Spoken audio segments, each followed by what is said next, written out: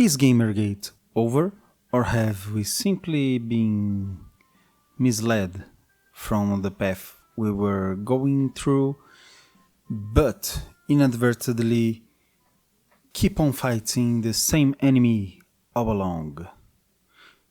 Are Visa and MasterCard the end of this gamer journey, or are they simply a mid-boss from the true culprits of who is basically eliminating art from the world? I may or may not answer these and more questions when we have a good talk about more credit card censorship, government censorship, and what's actually going on with Gamergate.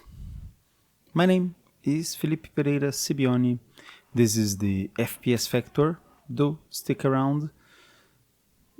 I am probably putting here some gameplay for you guys to see. I am quite disheveled.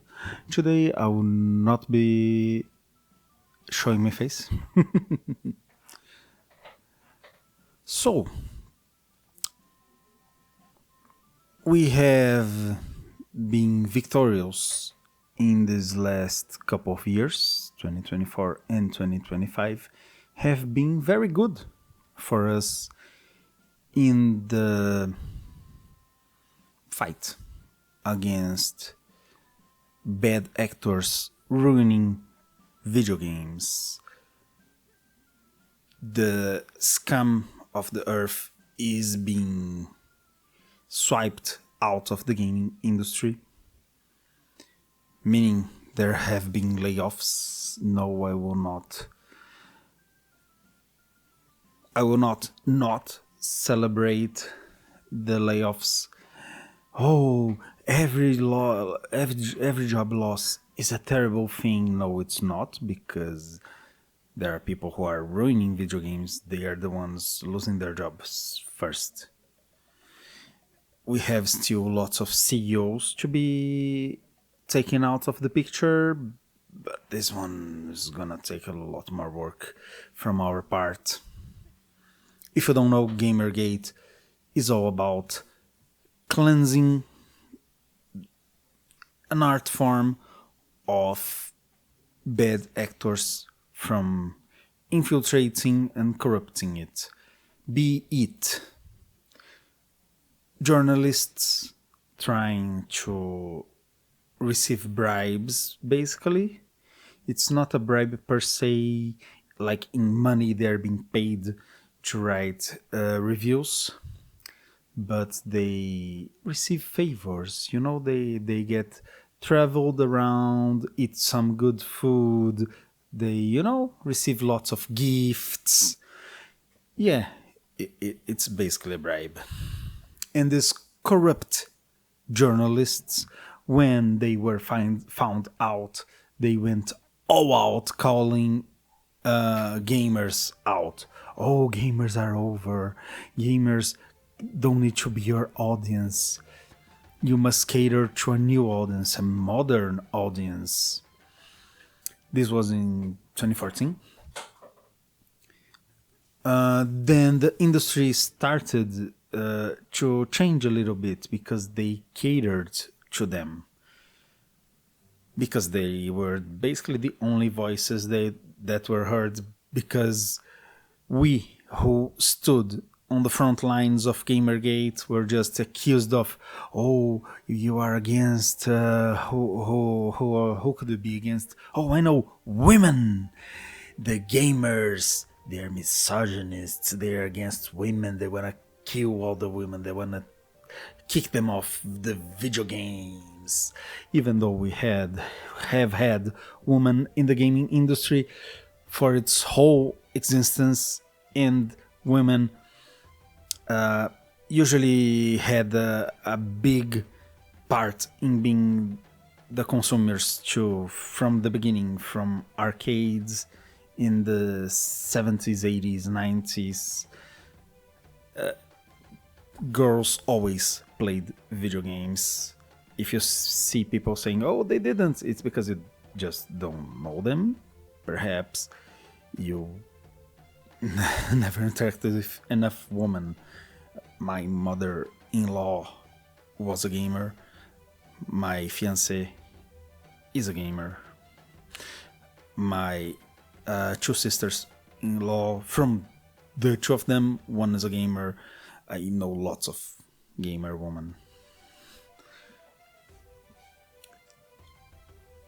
So, the industry started a shift towards not catering to the people who were its lifeline, its blood, the gamers, the people who like games. They were trying to reach out to a new audience, the so-called modern audience, the broader audience. In older times, in the 2000s, people were saying, oh, we need to reach the broader audience. Now it's the modern audience. It's the woke people, the people who say, oh, everything that has any sexy woman in it, it's bad. Only sexy boys is allowed, of course. Straight relationships, bad. Gay relationships, good. For the record, everything is good, nothing is bad from this kind of thing. These are fun services. I have another video of it. Do check it out later. I explain what is and what is not politics, what is and is not fan service, etc. I will continue with this idea. Everything that you put in a work of art, be it giant robots, be it sexy woman, sexy man, gay or straight relationships, these are all fan services because it serves the interest of a fan of that type of thing. This is the gist of it. But they were taking out everything that the fans of the works that sustained the gaming industry wanted.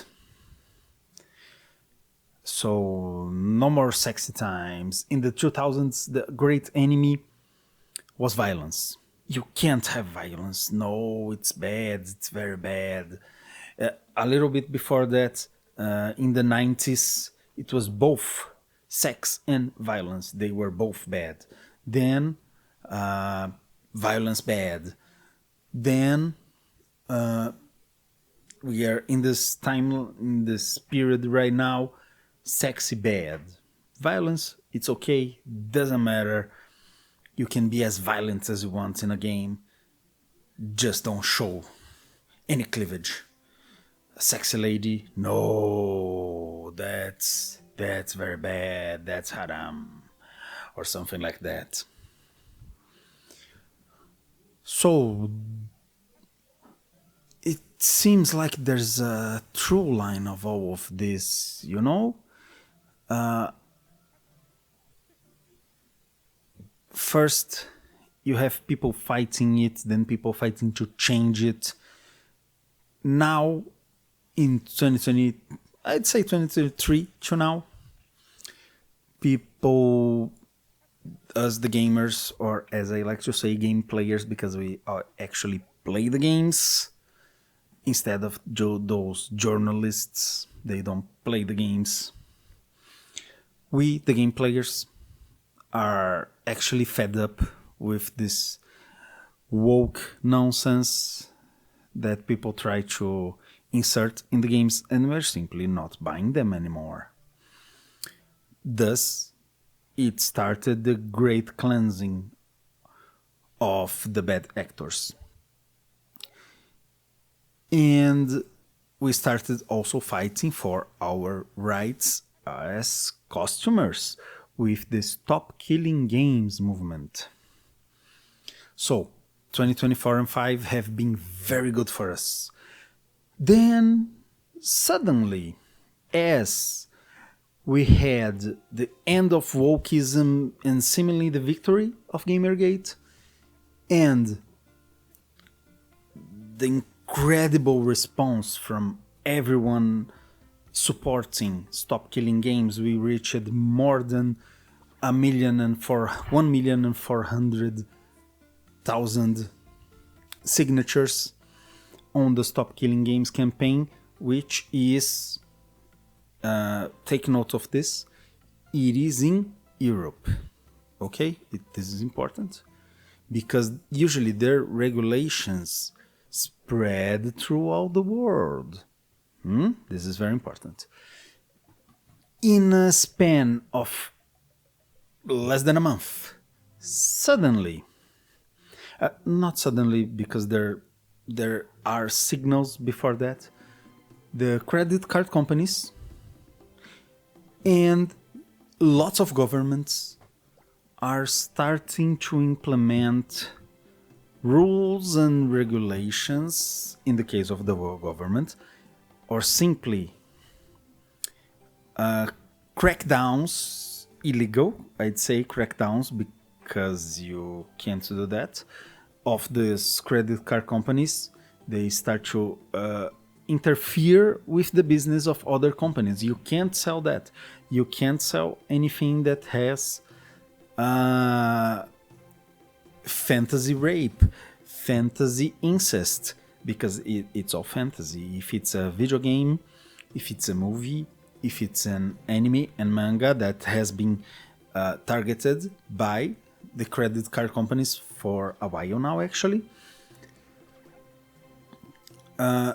they are fantasy. They're not real. Real life is real life.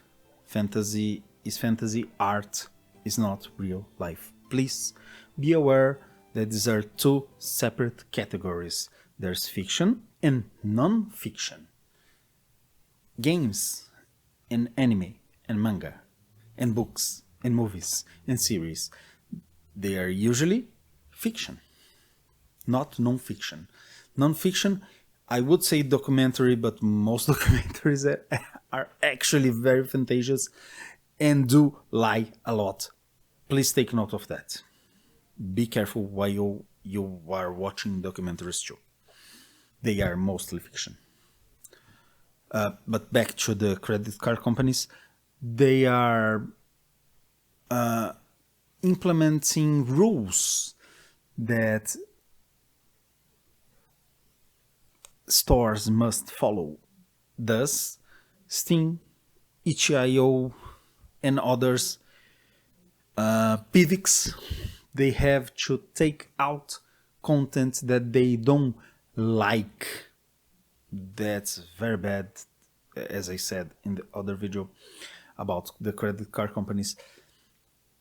They should not be doing this. They are not the guardians of the world. Now, we are fighting back a little bit against these credit card companies, and it's a good fight. It's a good system that we have right now, which is calling them, because they said that they are implementing this. This is their excuse. Remember this is an excuse. It's not actually what this is all about. They say it's because of a group called Collective Shout that may or may not be embezzling money for some things. It's all alleged. They pressured them with bad reputation, and then they had to take action against the sexy games on Steam, for example. Now we are fighting back, basically ruining the reputation of Visa and MasterCard. So, and the Collective Shout group had like 1,000 people complaining. We are in the tens, hundreds of thousands of people complaining to them, spamming emails, calling them all day, all night, There's basically no response. The only responses that they gave are gaslighting, saying, no, we are not censoring anything, except they are.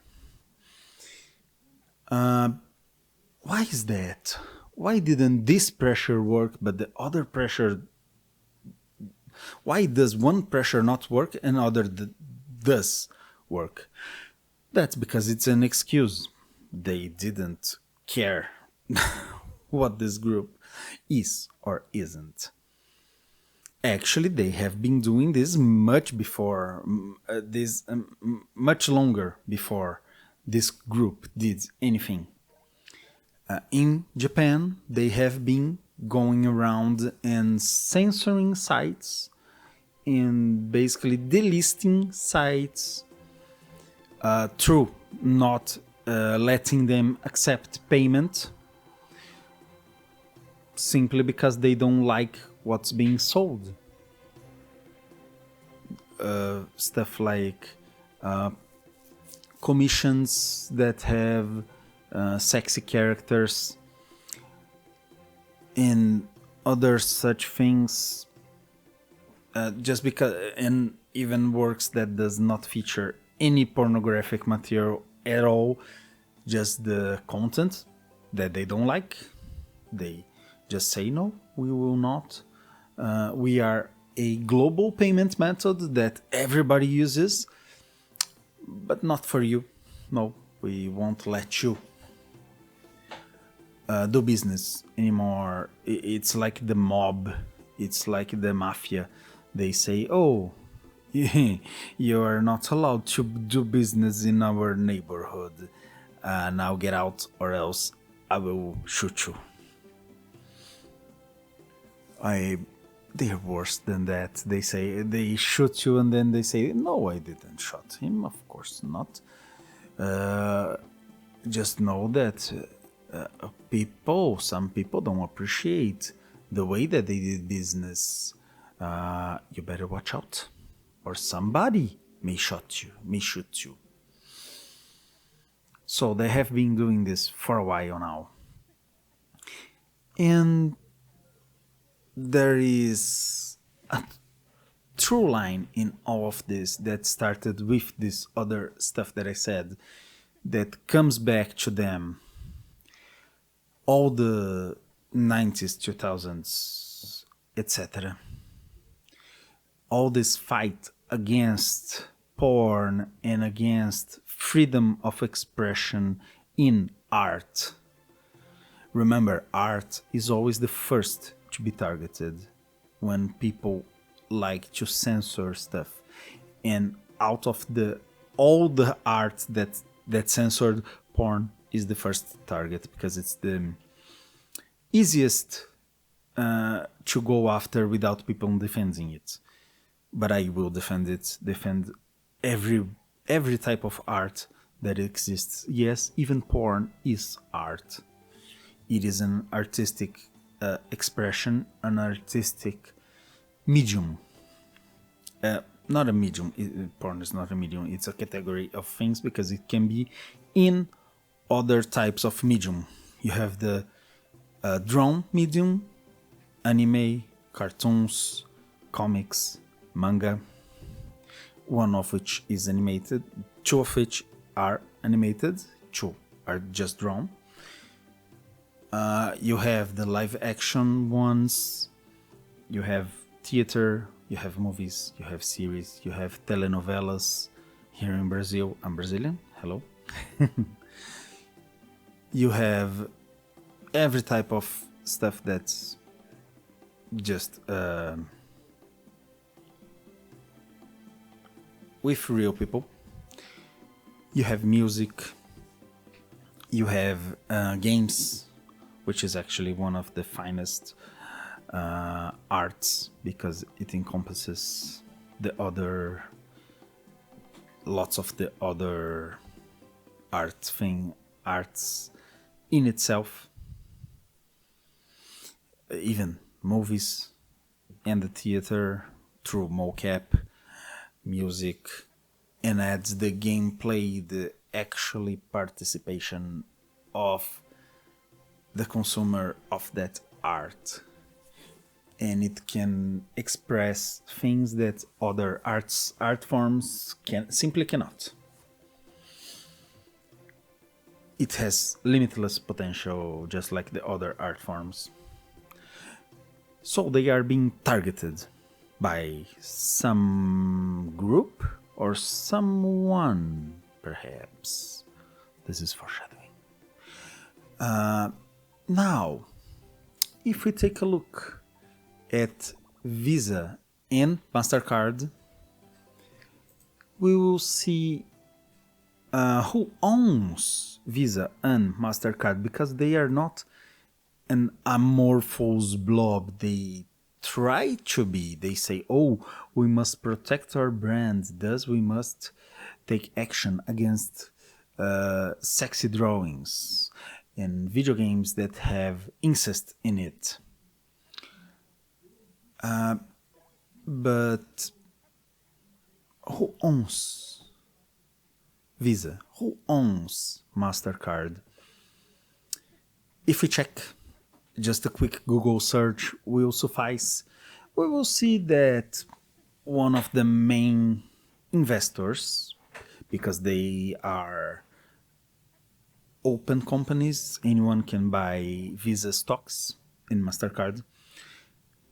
The biggest investors in both of them is our good friend, our old known friend, BlackRock.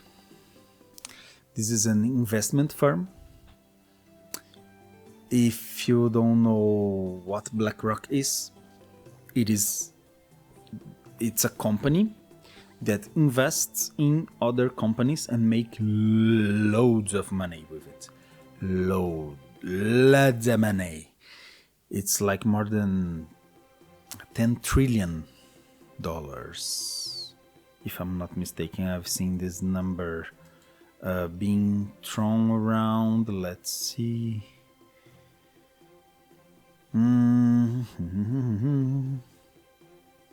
BlackRock, founded in 1988 by 8 financial professionals, including one Larry Fink. Larry Fink, or Lawrence Douglas Fink, an American billionaire businessman, co-founder, chairman, and CEO of BlackRock. Strange, isn't it, that he is one of the biggest supporters of ESG and DEI. I even forgot to mention DEI, but it's one of the pillars of the ESG stuff and what was ruining video games for a while.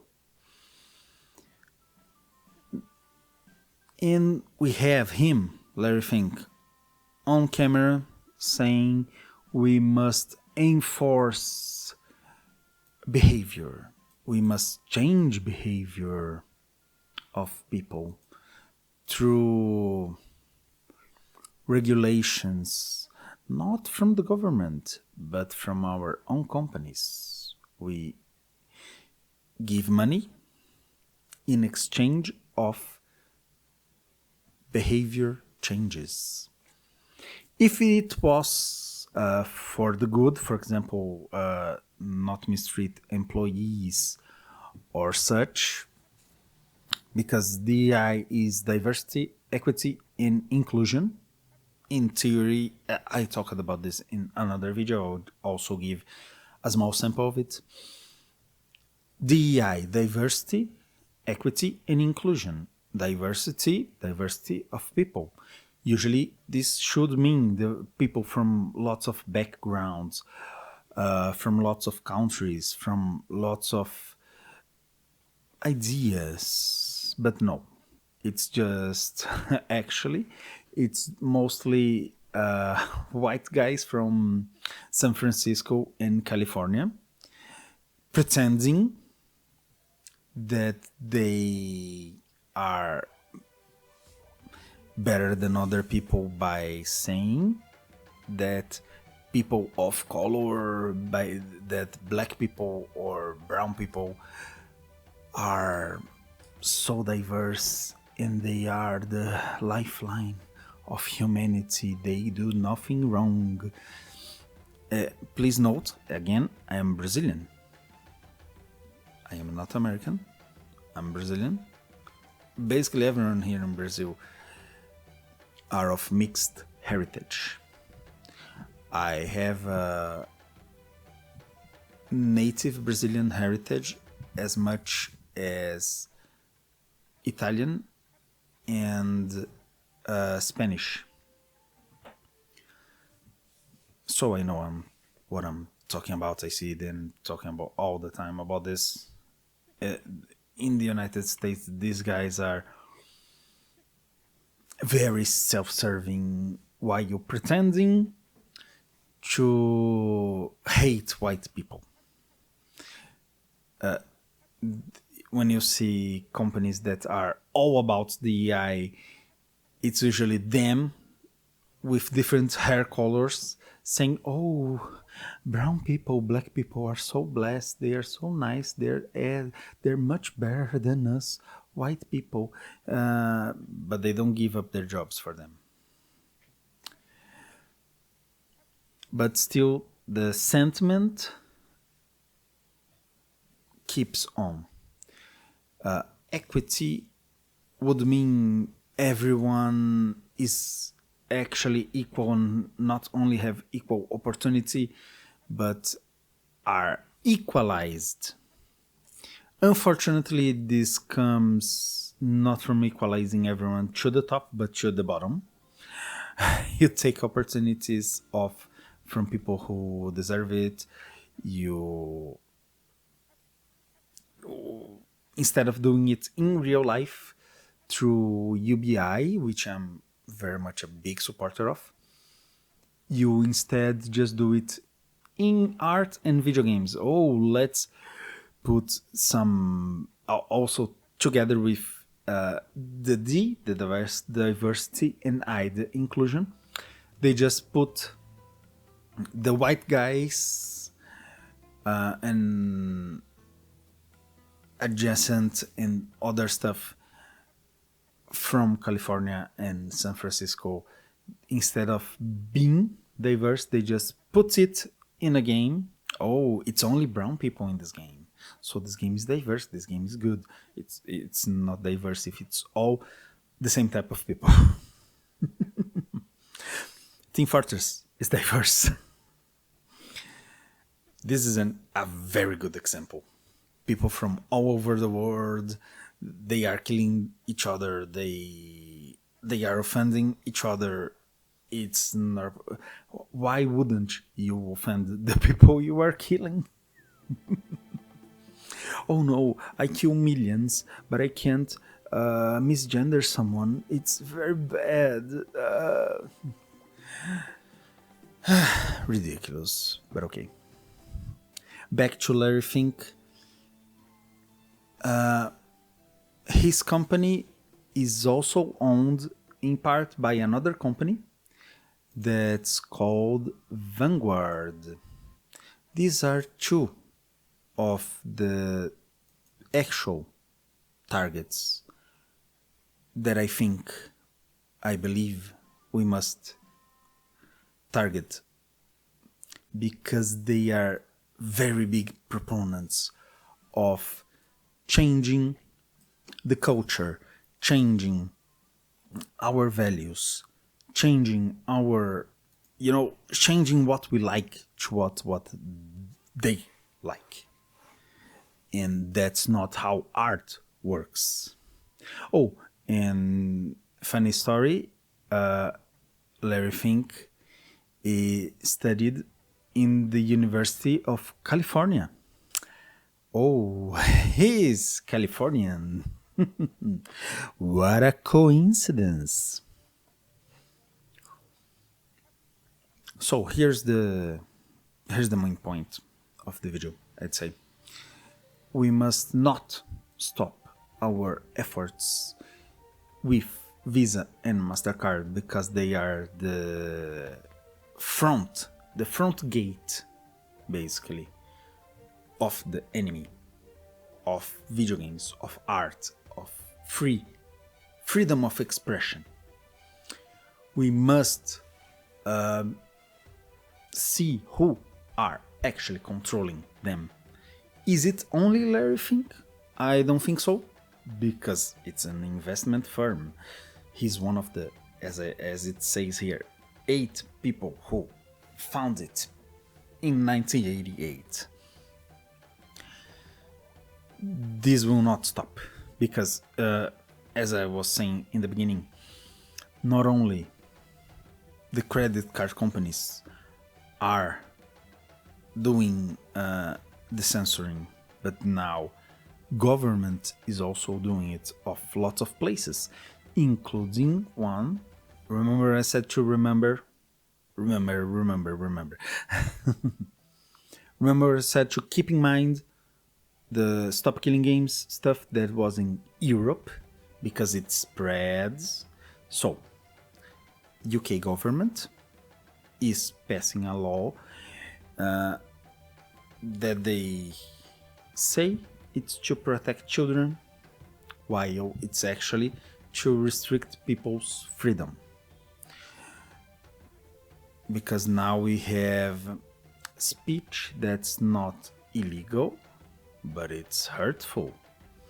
Oh, it's going to be hurtful against politicians, for example. If you say something you shouldn't, we can just lock you away, take away your internet, or make a digital ID and just ruin your life. You can't do anything that will include in a digital ID. It will include bank account, for example. What if you are denied your digital ID and suddenly, without a trial, as V would say, you are just denied service on everything, you are deplatformed, you are debanked, you are depersoned. This is very dangerous. It is it has passed already on the UK. It's strange that they left the European Union and started passing this kind of legislation, because usually the European Union, the EU, would be against this kind of thing, I'd say. But it spreads because the UK is basically the owner of Australia and other countries in the world, because Australia is also passing this type of thing. And there are examples in other places. So we have to fight for our freedom of art, for our freedom of expression, our freedom of association, our freedom of thought.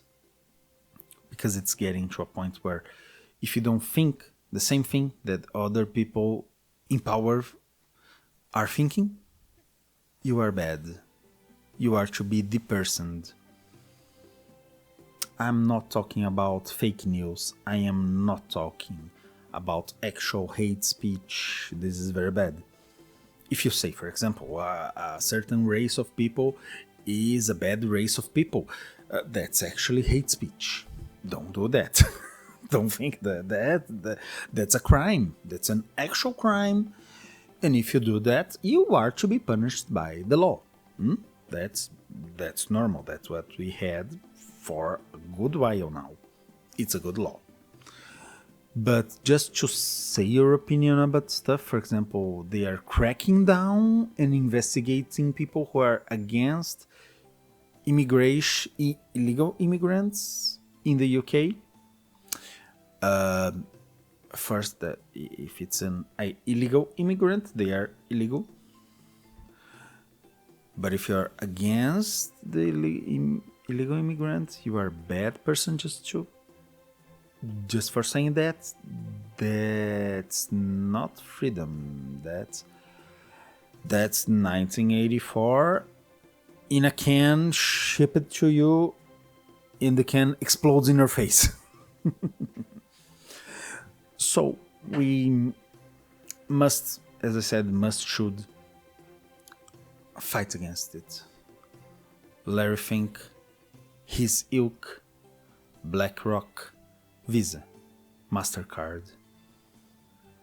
They are all together in this, perhaps even lobbying with governments. They have a lot of money. Here I found the 10 trillion figure I was talking about. It's right here in Wikipedia, which actually has a problem with the UK government because they are being blocked. They are considering blocking, I think, the UK due to the regulations that they're passing. Also, you can't even use your graphics card now if you are underage, because that makes sense.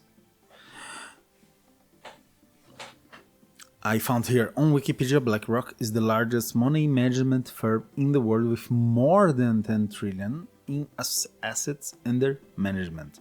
So basically they control a good part of the world. And that's very dangerous. I think the stock exchange should be totally revamped to not let this type of parasite infect the world with their... They can't just say, oh, I'm going to ruin art for everyone. Yeah, we should do something about this. I am going to call out people to keep on pressure with the Gamergate tag. I am going to send this video to the React content creators, the largest ones that I actually watch in a daily basis. Rev, Hirohei, Smash JT, V, hello. I love your works. If you are watching this, actually, hi. I am calling for everyone to keep fighting, but not only the credit card companies, not only Visa and MasterCard as a company, but keep going. I can't do everything alone, of course. Obviously, we as the internet are strongest together. Apes together strong. So come with me in this journey. Let's discover. I think people have already started to spread the emails of CEOs from Visa, from MasterCard. Let's put BlackRock in this list.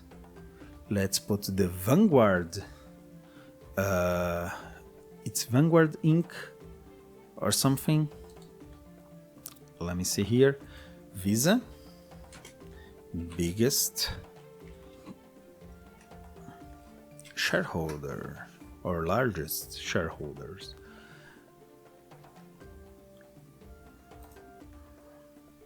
Yeah, it's Vanguard Inc.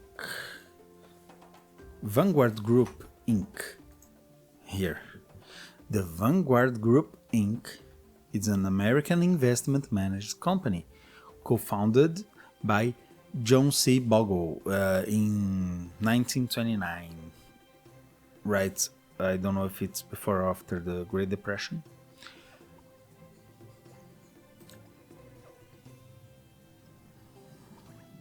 No, wait, this is 1975. I don't know, as I said, I'm only one person. Let's go to this. Go to the bottom of this. We can't keep on fighting only the surface enemies. We have to go deep in the dungeon, find who's actually behind stuff that's going on. Larry Fink, the other Salim Ramji is the CEO right now of Vanguard Group, which is one of the guys who also invest heavily in Visa and MasterCard. Let's also put their reputation in check together with them until they leave art alone. So I'm calling you all out to help me.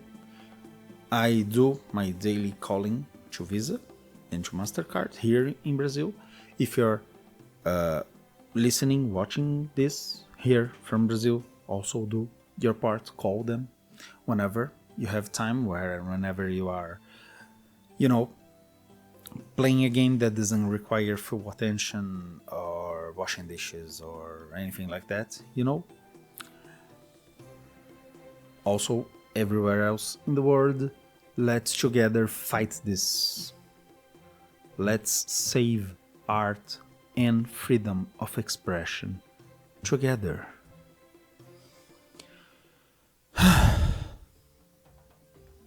40 minutes of this. I thought I was going to choose to talk like 10 minutes. But okay. Anyway, thank you guys so very much for listening. Let's band together to save all of our precious art. Art is one of the main things that drives the human soul. Let's keep it up. Let's not let them destroy it. Okay? Thank you so very much for watching, listening. And I'll see you, or rather you see me, because I can't see anyone, as I say. You'll see me, guys, next time on the next video. I'm already a little bit tired. Bye bye. Thank you.